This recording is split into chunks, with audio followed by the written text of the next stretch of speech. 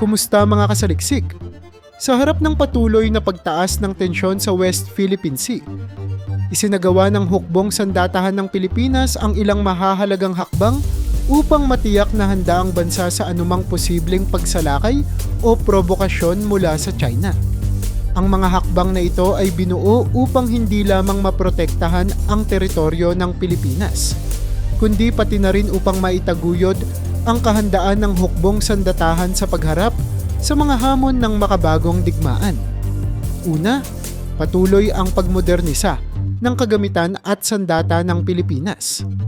Isa sa pinakamahalagang layunin nito ay ang pagkuha ng mga advanced na armas tulad ng long-range missiles at missile defense systems na nagbibigay ng proteksyon sa ating teritoryo mula sa anumang posibleng pag-atake.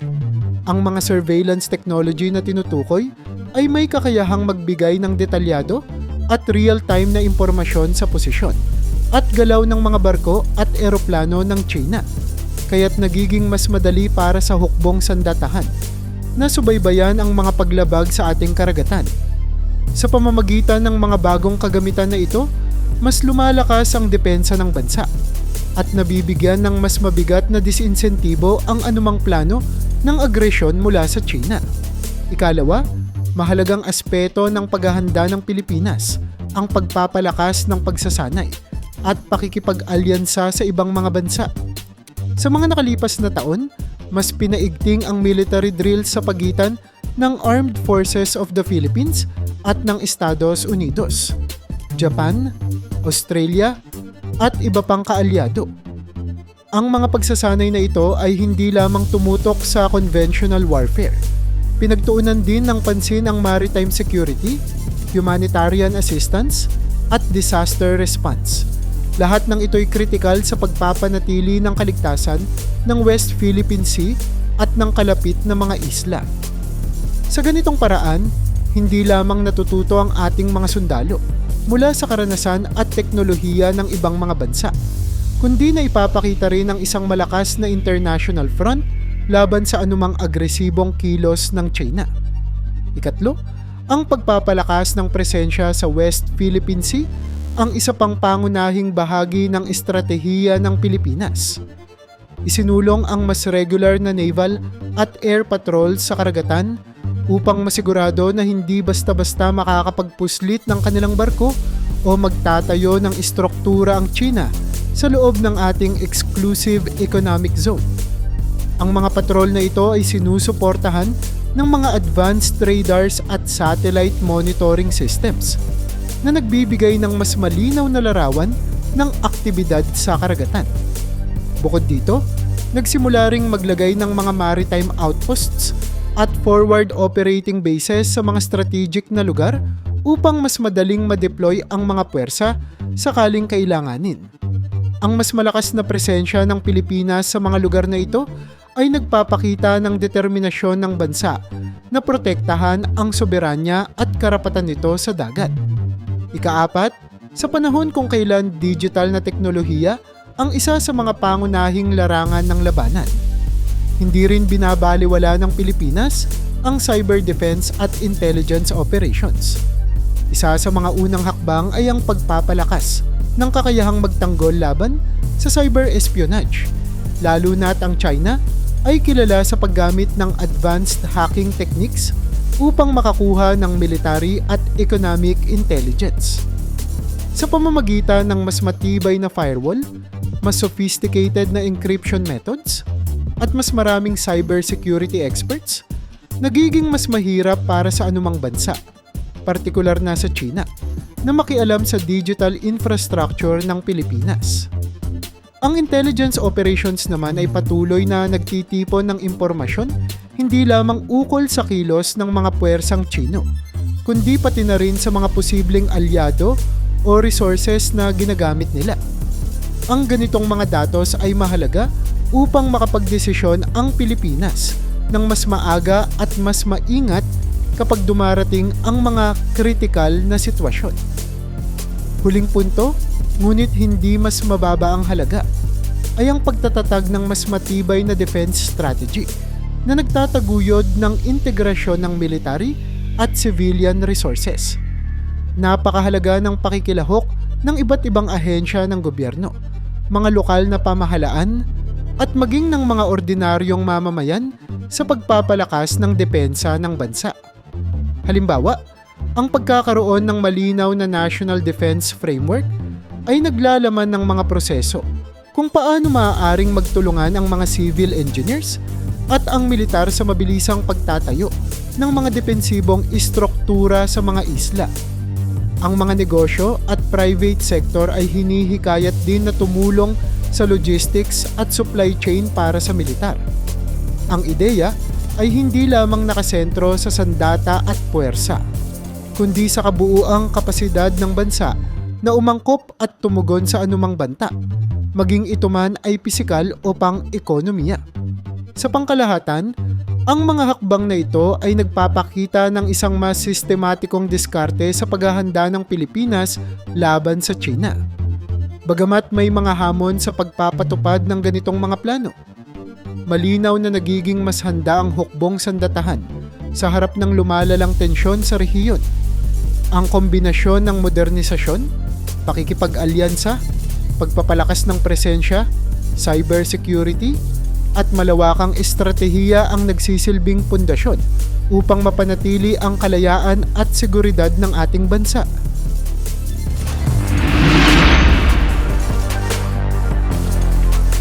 Sa gitna ng tumitinding tensyon sa West Philippine Sea, nagsalita ang iba't ibang opisyal ng Pilipinas upang ipakita ang kanilang matatag na paninindigan sa harap ng agresyon ng China.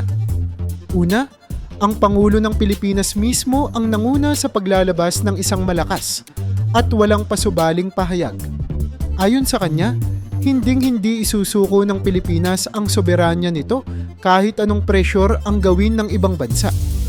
Ipinahayag niya na hindi maaaring umasa lamang sa diplomasya kung patuloy na binabaliwala ng China ang pandaigdigang batas. Sa halip, kinakailangang ipakita ng Pilipinas na kaya nitong tumindig sa sariling lakas at prinsipyo.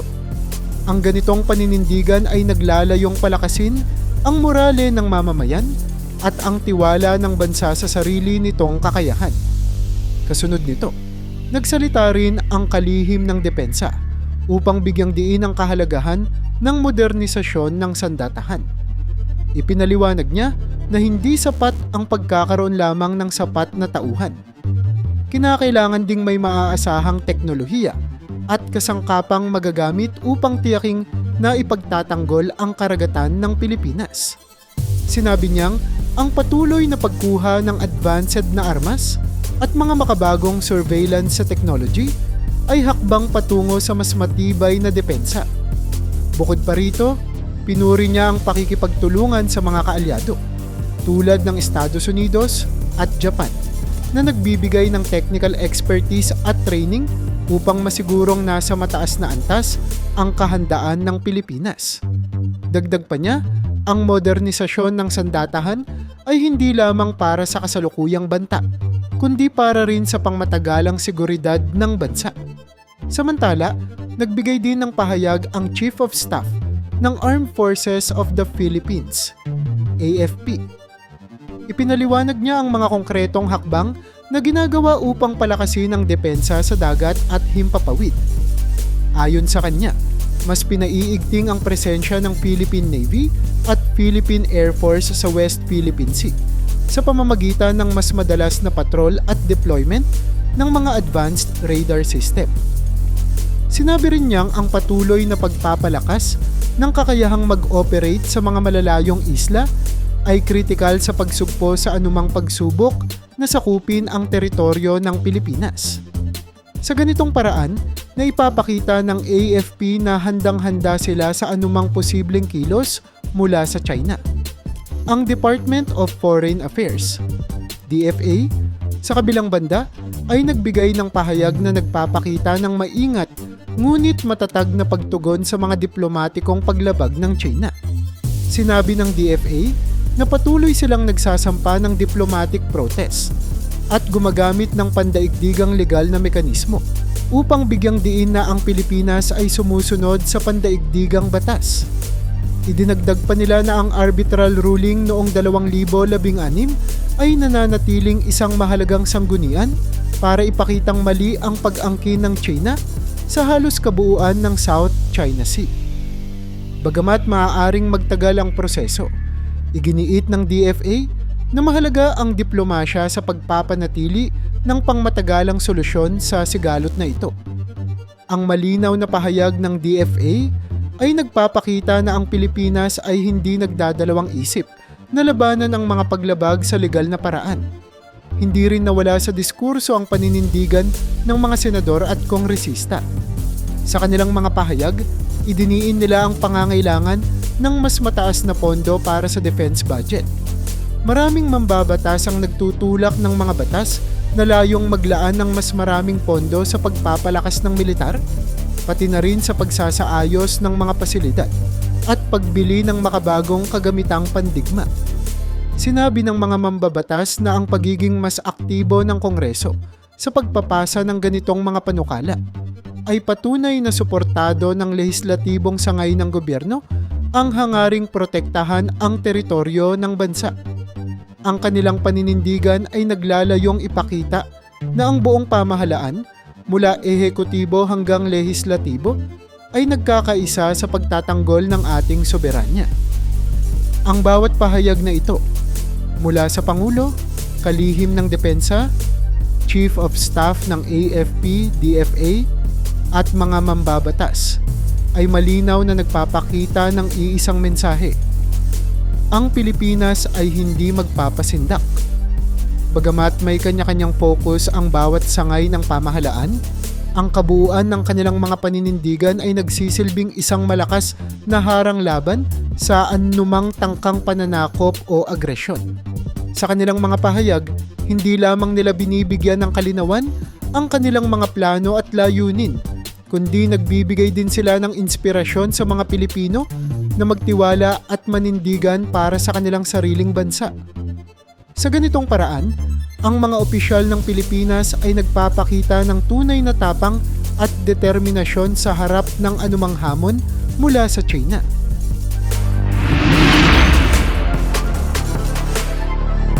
Sa kabila ng tila di mapigilang pag-usbong ng China noong mga nakaraang dekada, unti-unting nagiging malinaw na nahaharap na ito sa seryosong mga hamon. Isa sa pinakamalalaking issue na kinakaharap ng China ay ang krisis sa ekonomiya. Ang mabilisang paglago ng kanilang ekonomiya noon ay nagdulot ng malaking utang na ngayon nagpapabigat sa kanila. Maraming proyekto, kabilang ang tinatawag na ghost cities, at sobrang laki ng mga infrastruktura ang nagdulot ng overspending. Dahil dito, nalulunod ngayon ang mga kumpanyang Chino sa utang, habang ang mga foreign investor ay nagiging mas maingat na ilagak ang kanilang kapital sa China. Ang dating mabilis na daloy ng foreign investments ay lumamlap, at ang domestic market naman ay nakakaranas ng paghina. Ang kombinasyon ng mga ito ay nagpapahirap sa China na ipagpatuloy ang dati nilang antas ng ekonomiya na siyang pundasyon ng kanilang kapangyarihan. Bukod sa ekonomiya, isa pang dahilan ng paghina ng China ay ang pagkakawatak-watak ng kanilang politika. Sa loob ng bansa, mas lalong nagiging masalimuot ang sitwasyon ng gobyerno. Ang dating mahigpit na kontrol ay nagdudulot ng tensyon sa lipunan at dumarami ang mga protesta na naglalayong magkaroon ng pagbabago sa pamamahala. Ang mga mamamayan, lalo na sa mga urban centers, ay nagiging mas vocal sa kanilang pagnanais ng mas bukas at transparent na gobyerno. Kasabay nito, may mga faction sa loob mismo ng Communist Party na hindi lubos na sumasang-ayon sa lahat ng polisiya ng kanilang liderato. Ang ganitong kawalan ng iisang direksyon sa politika ay nagpapahina sa kakayahan ng China na kumilos ng matatag at may malinaw na layunin. Samantala, dumarami rin ang mga bansa na nagiging mas maingat at distansyado sa China. Dati, marami ang nakikitang kaalyado nito dahil sa kanilang malakas na ekonomiya at malalaking proyekto ng Belt and Road Initiative. Ngunit sa paglipas ng panahon, Maraming mga bansa ang napansin na mas agresibo at mapanakop ang kilos ng China sa rehiyon. Dahil dito, ang mga dating kaalyado, tulad ng Australia at ilang bansa sa Europa, ay unti-unting lumalayo. Marami ang naglalagay ng mga trade restrictions, sanctions, at iba pang limitasyon sa relasyon nila sa China. Ang pagkawala ng mga dating kaalyado ay hindi lamang epekto sa ekonomiya, kundi nagpapababa rin ng pandaigdigang impluwensya ng China. Kapag mas kaunti ang mga bansang handang makipagtulungan, mas hirap ang China na isulong ang kanilang mga layunin. Isa pa sa mga indikasyon ng paghina ng China ay ang pagbaba ng kanilang military power. Habang patuloy nilang ipinapakita ang kanilang pagiging agresibo sa South China Sea, hindi maitatanggi na ang kanilang defense budget ay naaapektuhan ng krisis sa ekonomiya. Ang mga dating ambisyosong plano na bumuo ng mas maraming barko, fighter jets, at iba pang kagamitan ay nagiging mas mabagal dahil sa kakulangan ng pondo. Bukod pa rito, may mga ulat ng korupsyon sa loob ng kanilang militar na nagiging sanhi ng kakulangan ng tiwala at kahusayan. Ang teknolohiyang ginagamit ng militar ng China ay hindi rin kasing advanced ng mga bansang gaya ng Estados Unidos at Japan. Sa mga pagkakataong dapat silang magpakita ng lakas, tila nagiging malinaw na may mga limitasyon ang kanilang kapangyarihang militar. Huli, ngunit hindi panghuli, ang diplomatic sanctions at trade restrictions mula sa iba't ibang bansa ay naglalagay ng karagdagang pasanin sa China. Maraming bansa ang gumagamit ng economic measures upang ipakita ang kanilang pagtutol sa mapang-abusong kilos ng China sa karagatan at sa ibang bahagi ng rehiyon. Ang mga sanctions na ito ay hindi lamang nagpapabagal sa kalakalan, kundi pati sa teknolohikal na pag-unlad ng China. Sa patuloy na paghina ng kanilang pandaigdigang relasyon, mas kaunti ang pagkakataon ng China na makakuha ng bagong teknolohiya, kaalaman at kapital. Ang mga trade restrictions ay nagiging dahilan kung bakit nahihirapan ang mga negosyo sa China na lumago sa pandaigdigang merkado, lalo na't ang mga pangunahing partner nito ay lumilipat sa ibang bansa. Ang mga ito ay mga pangunahing dahilan kung bakit humihina ang kapangyarihan ng China. Ang internal na krisis sa ekonomiya, ang tensyon sa politika, ang pagkawala ng suporta ng ibang bansa, ang pagbaba ng military power, at ang epekto ng mga diplomatic sanctions ay lahat ng nag-aambag sa pagbagsak ng kanilang impluwensya.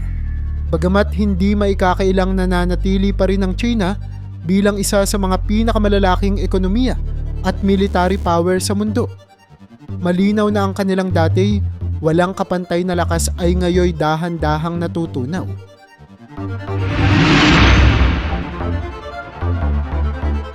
Sa patuloy na tensyon sa pagitan ng Pilipinas at China, gumagawa ang pamahalaang Pilipino ng sunod-sunod na hakbang upang ipakita ang kanilang determinasyon sa pagprotekta sa karapatang soberanya ng bansa.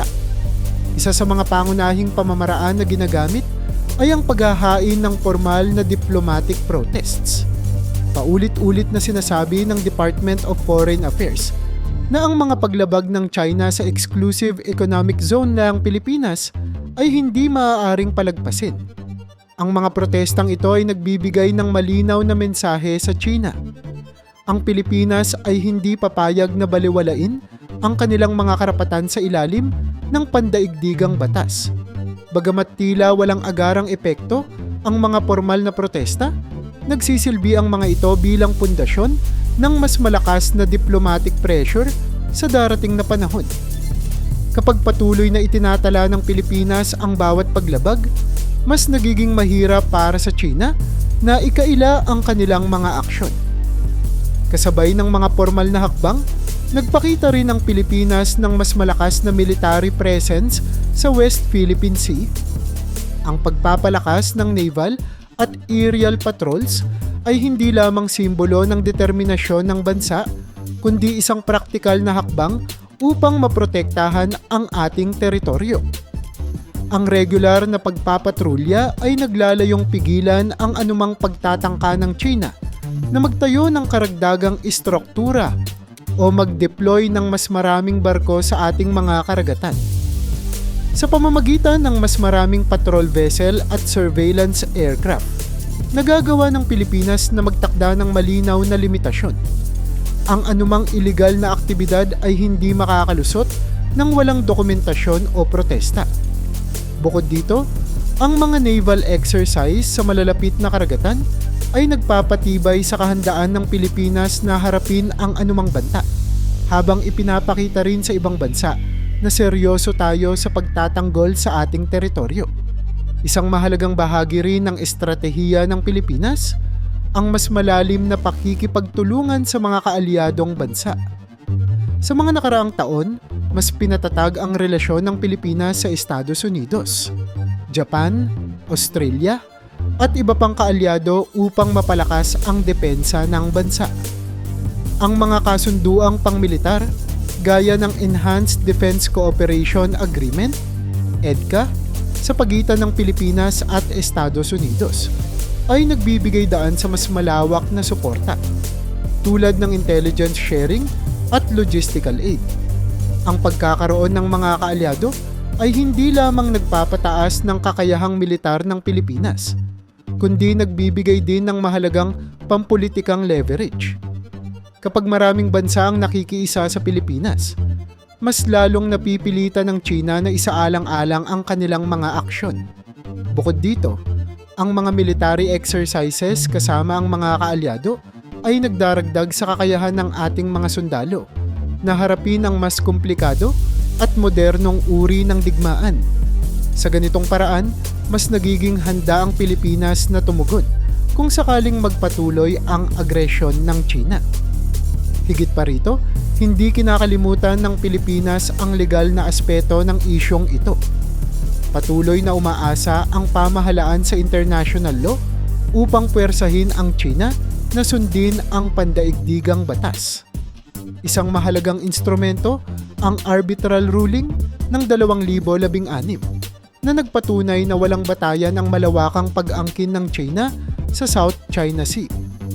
Bagamat patuloy na binabaliwala ng China ang nasabing desisyon, ang Pilipinas ay naglalayon na palakasin ang kanilang posisyon sa pamamagitan ng mga pandaigdigang forum at diplomatic engagements.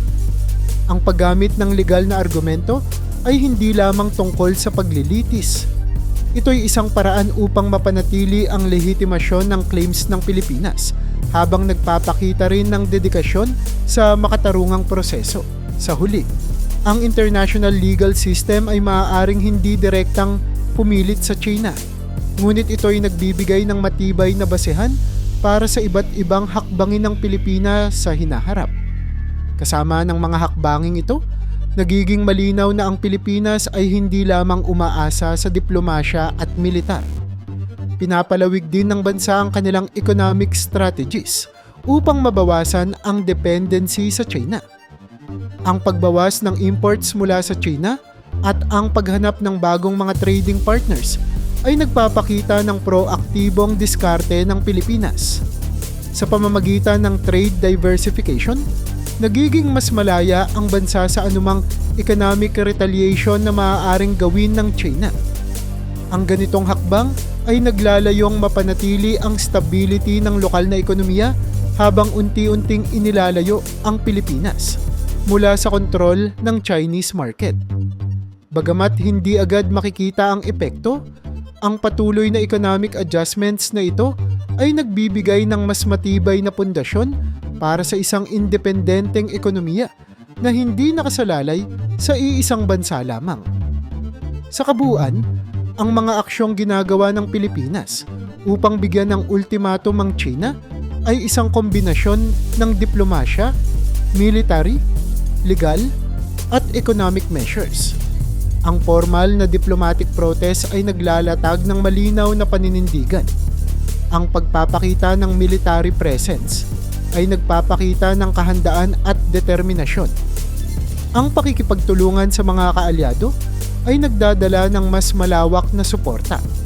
Ang paggamit ng legal na aksyon ay nagbibigay ng lehitimasyon sa claims ng Pilipinas. At ang economic diversification ay nagtatakda ng mas malaya at matatag na posisyon sa pandaigdigang ekonomiya. Sa lahat ng mga hakbanging ito, malinaw na ang Pilipinas ay hindi natutulog sa gitna ng sigalot. Ang determinasyong ito ang nagbibigay ng lakas sa bansa upang harapin ang isang napakalaking hamon mula sa isang kapangyarihang pandaigdig.